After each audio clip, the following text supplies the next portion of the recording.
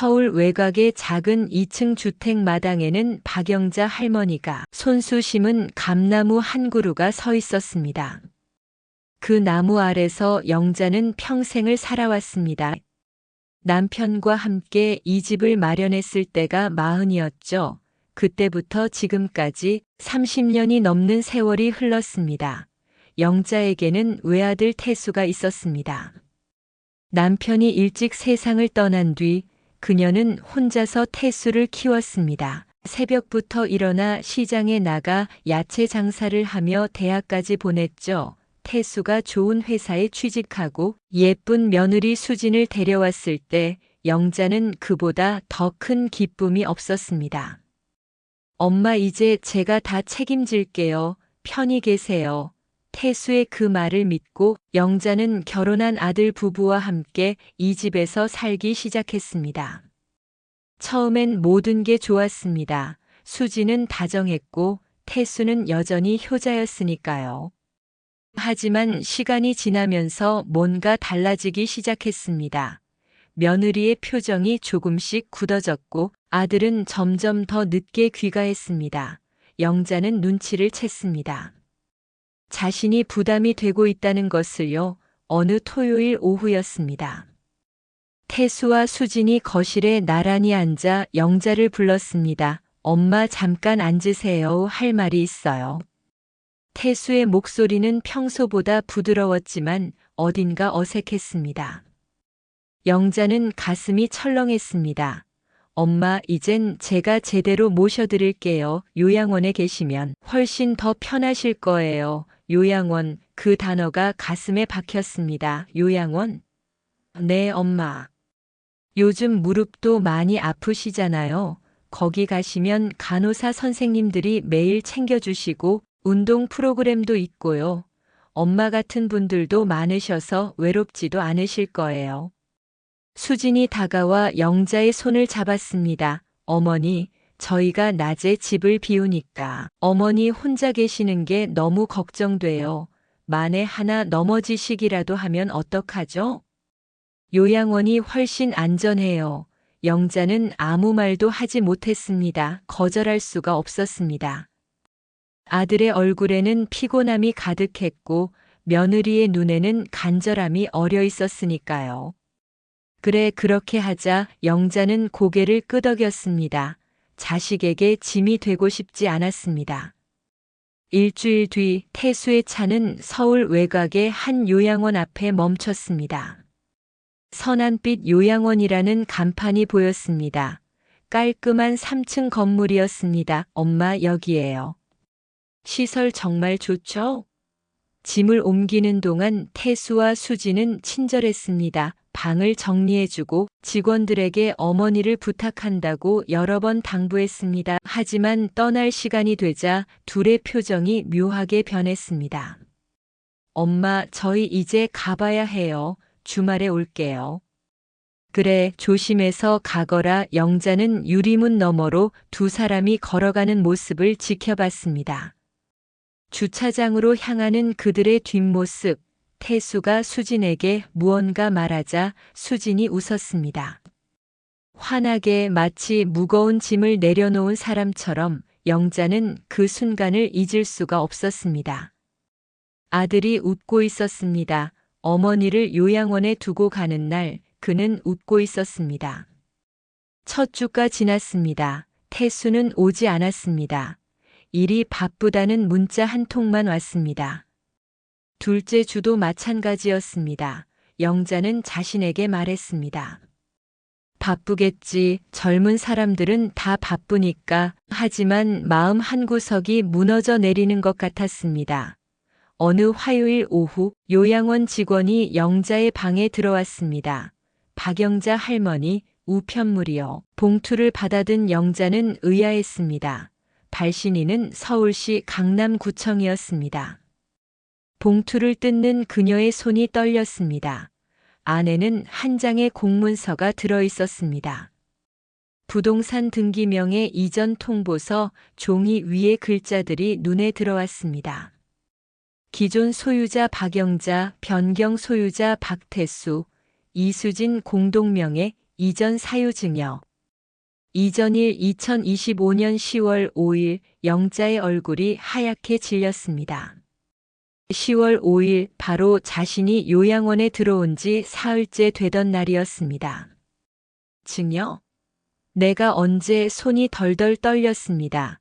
종이가 바닥에 떨어졌습니다. 그날 밤 영자는 잠을 이룰 수 없었습니다. 창가에 앉아 어두운 하늘을 바라봤습니다. 내 이름이 사라졌구나. 그녀는 중얼거렸습니다. 30년을 살았던 그 집에서 이제는 내가 사라진 거야. 눈물이 흘러내렸습니다.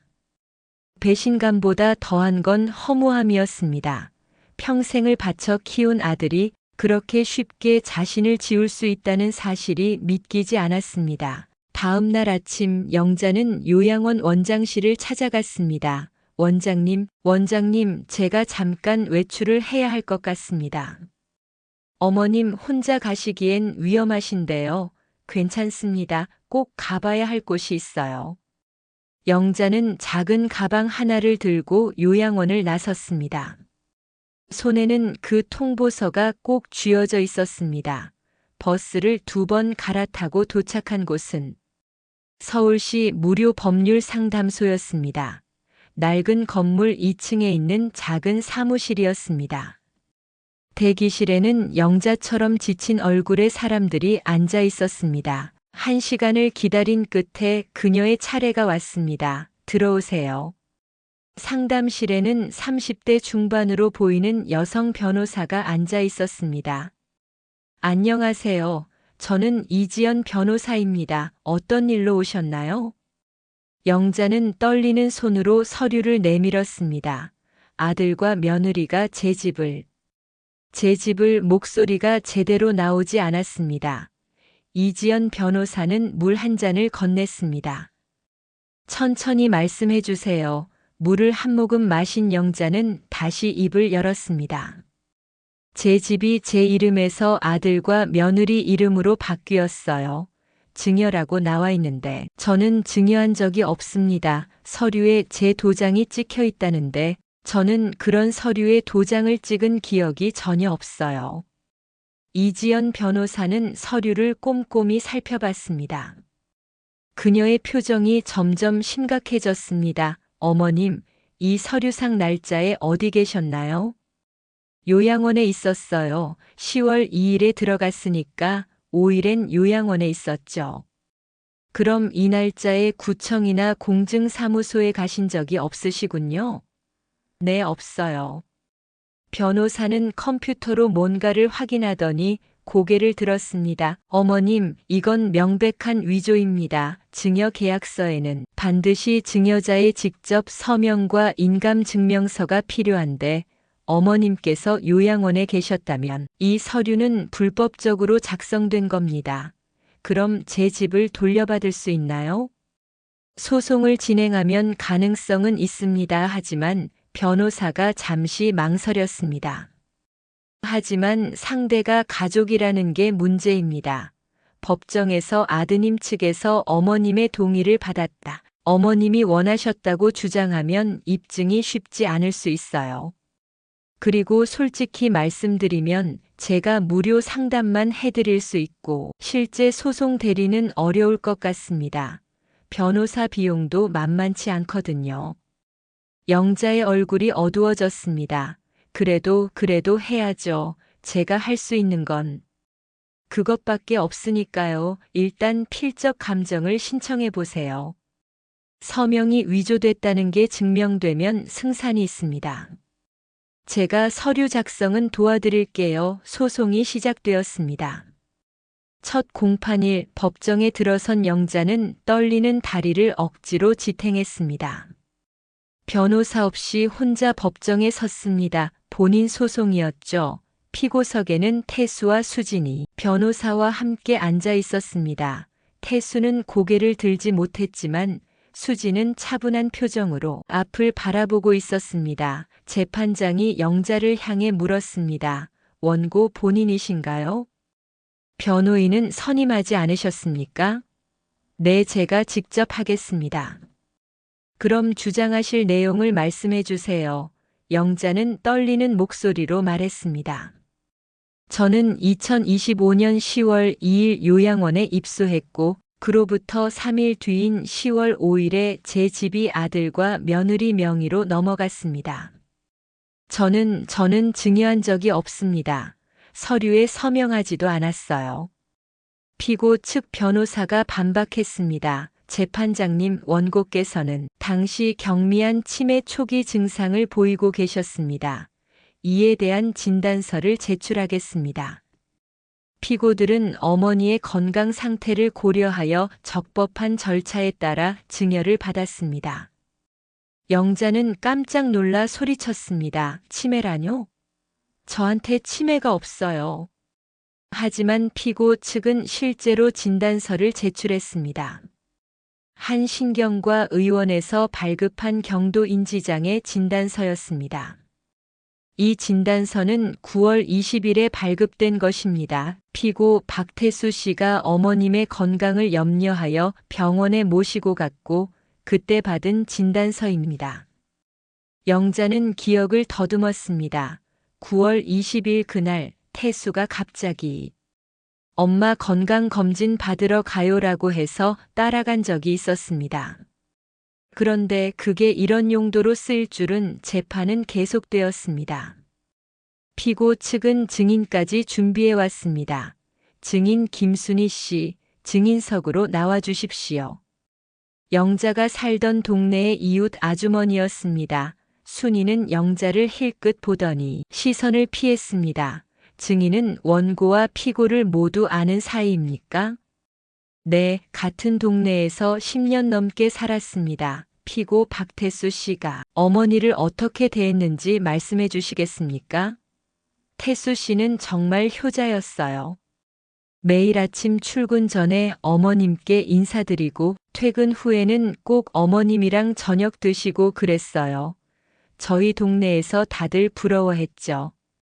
그럼 증인이 보시기에 피고가 어머니를 속이거나 학대할 사람으로 보이십니까? 아니요, 절대 아니에요. 태수 씨는 그런 사람이 아니에요.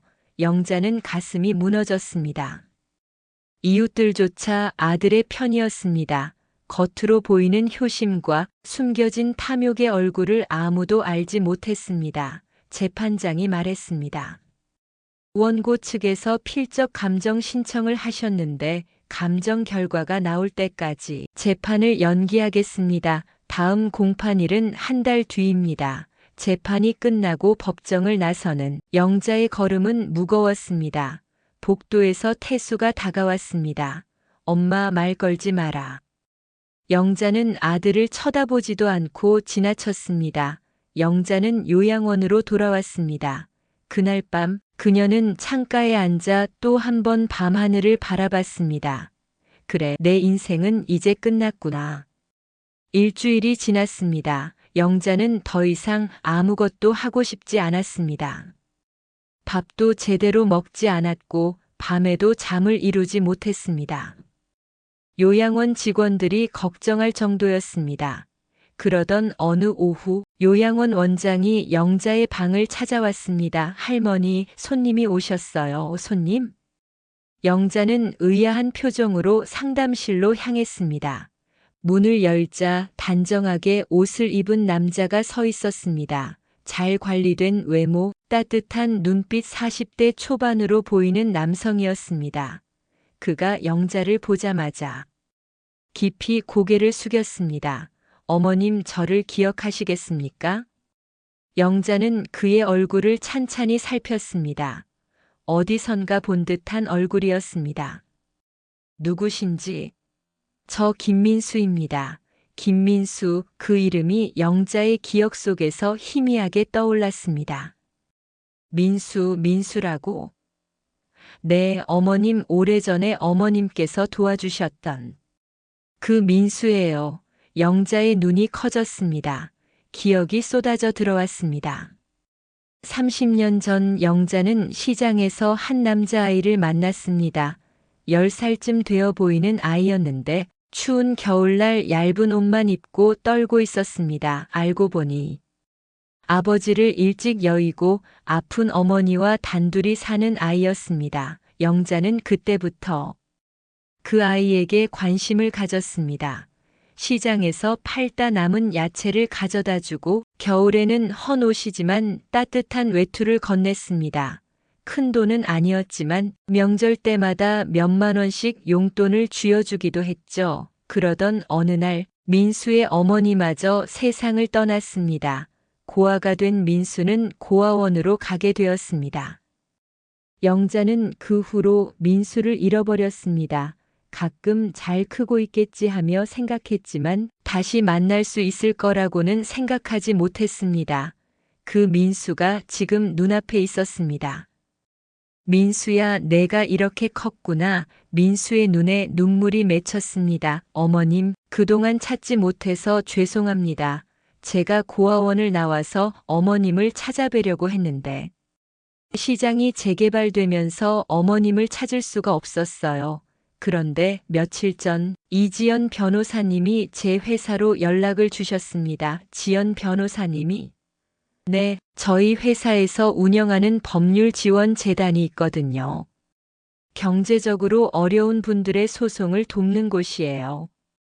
이 변호사님이 그곳에 어머님 사건을 의뢰하셨는데 서류를 보는 순간 어머님인 걸 알았습니다. 이름도 그렇고 주소도 제가 기억하는 동네였거든요. 영자는 믿을 수가 없었습니다. 그런데 민수야, 저는 지금 작은 IT 회사를 운영하고 있습니다.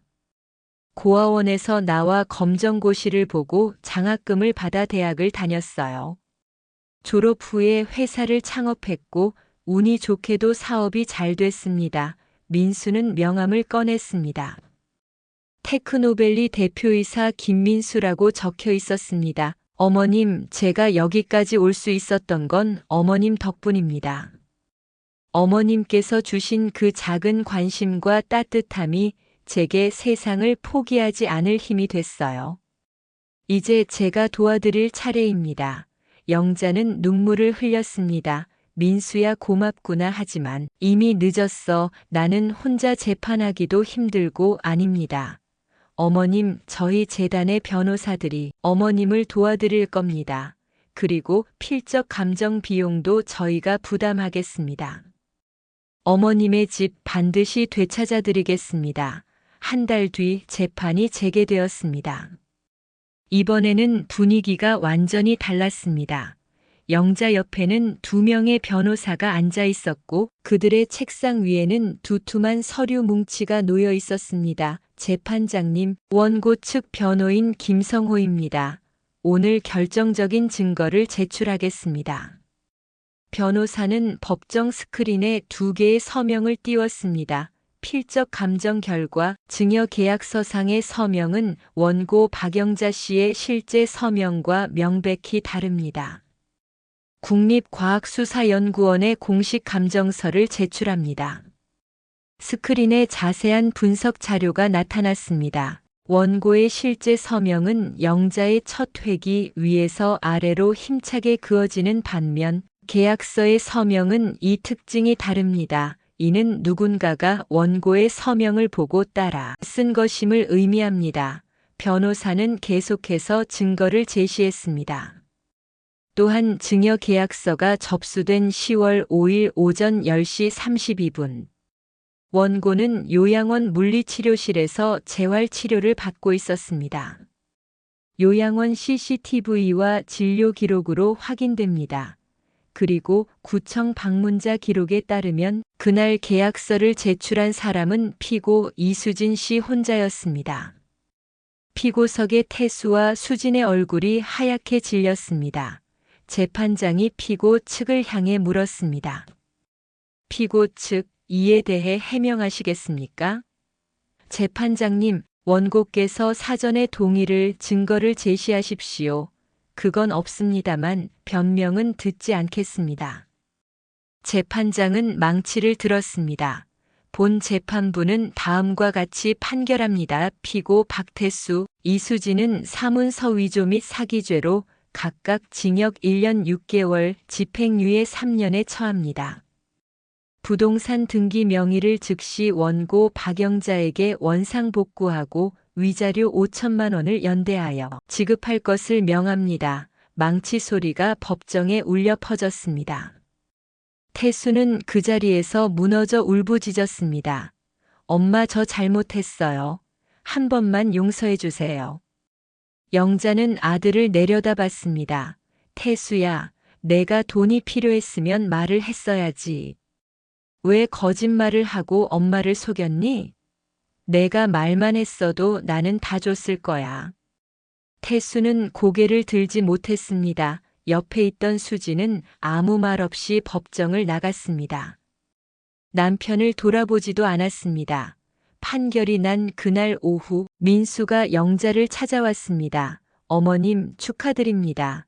집을 되찾으셨어요. 고맙다. 민수야, 정말 고맙다. 내가 아니었으면 아닙니다. 제가 해야 할 일이었어요. 민수는 잠시 망설이다가 입을 열었습니다. 어머님, 제가 드릴 말씀이 하나 더 있습니다. 뭐니? 어머님께서 예전에 사시던 집으로 다시 돌아가시는 것 쉽지 않으실 것 같아요. 그 집에는 아픈 기억들이 너무 많이 남아있잖아요. 영자는 고개를 끄덕였습니다. 민수의 말이 맞았습니다. 저희 재단 근처에 작은 주택이 하나 있습니다. 원래는 재단 직원 숙소로 쓰려고 마련해둔 곳인데 비어 있어요. 어머님께서 거기서 지내시면 어떨까요?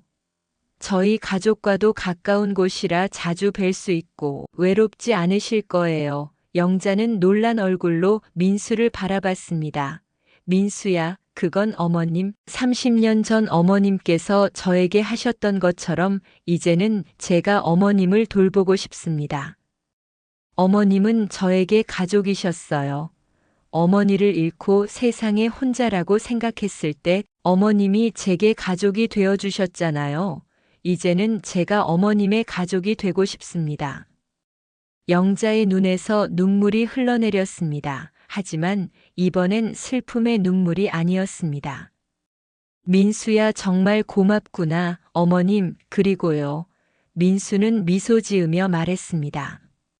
저희 아이들이 할머니를 기다리고 있어요.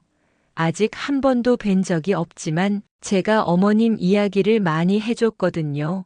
아이들이 꼭 할머니를 만나고 싶대요. 2달 뒤 서울 근교의 한 주택, 작지만 따뜻한 마당이 있는 집이었습니다. 영자는 그곳에서 새로운 삶을 시작했습니다. 예전 집은 팔았습니다. 그 돈으로 노후 자금을 마련했고 일부는 민수의 재단에 기부했습니다. 주말이면 민수의 가족이 찾아왔습니다. 민수의 아내 수연과 2 아이들. 아이들은 영자를 진짜 할머니처럼 따랐습니다. 할머니, 이거 할머니 드리려고 그렸어요. 8살 손녀 예진이가 그림을 내밀었습니다. 알록달록한 집 그림 앞에 웃고 있는 할머니가 그려져 있었습니다. 어머, 정말 예쁘게 그렸네, 고맙다. 10살 손자 준호가 사진을 들고 뛰어왔습니다. 저는 할머니랑 텃밭에서 찍은 사진 가져왔어요. 그래, 우리 준호, 할머니도 이 사진 정말 마음에 들어. 어느 화창한 봄날 오후. 영자는 마당에 앉아 아이들에게 수연이 만든 쑥떡을 나눠주고 있었습니다. 할머니, 이거 정말 맛있어요. 그래, 많이 먹어라. 따뜻한 햇살이 마당에 내려앉았습니다. 영자는 맑은 하늘을 올려다봤습니다. 멀리서 민수가 카메라로 이 장면을 찍고 있었습니다. 어머님, 사진들 앨범으로 만들어 드릴게요. 고맙다, 우리 민수. 문득 영자는 태수를 생각했습니다. 지금 어떻게 살고 있을까? 하지만 마음이 아프지 않았습니다. 용서는 아직 하지 못했지만 더 이상 미워하지도 않았습니다. 그저 놓아준 것 같았습니다. 집은 건물이 아니었습니다. 함께하는 사람들, 그 사람들과 나누는 사랑이 집이었습니다. 할머니, 우리 내일도 올 거예요. 그래, 내일 또 보자. 영자는 아이들의 머리를 쓰다듬었습니다. 따뜻한 체온이 손바닥에 전해졌습니다. 카메라가 천천히 하늘로 올라가며 영자의 미소가 화면에서 작아집니다. 따뜻한 햇살과 웃음소리만이 남았습니다. 마당 한쪽에 핀 노란 민들레 꽃 한 송이, 바람에 흔들리는 그 꽃처럼 영자의 삶도 흔들렸지만 다시 피어났습니다. 욕심은 사람을 버리게 하고 선행은 사람을 다시 만나게 합니다. 박영자 할머니가 요양원에서 잃은 건 집이었지만 되찾은 건 사람의 온기였습니다. 세상은 때로 냉혹하지만 그 안에는 여전히 따뜻함이 남아 있습니다. 우리가 세상에 베푼 선함은 결코 사라지지 않습니다. 30년이라는 긴 시간이 지나 우리가 잊고 있을 때쯤 그 선함은 가장 아름다운 모습으로 돌아옵니다. 집은 건물이 아니라 함께하는 사람들이고 가족은 혈연이 아니라 서로를 향한 진심입니다. 그리고 우리가 세상에 베푼 사랑은 반드시 다시 우리에게 돌아옵니다.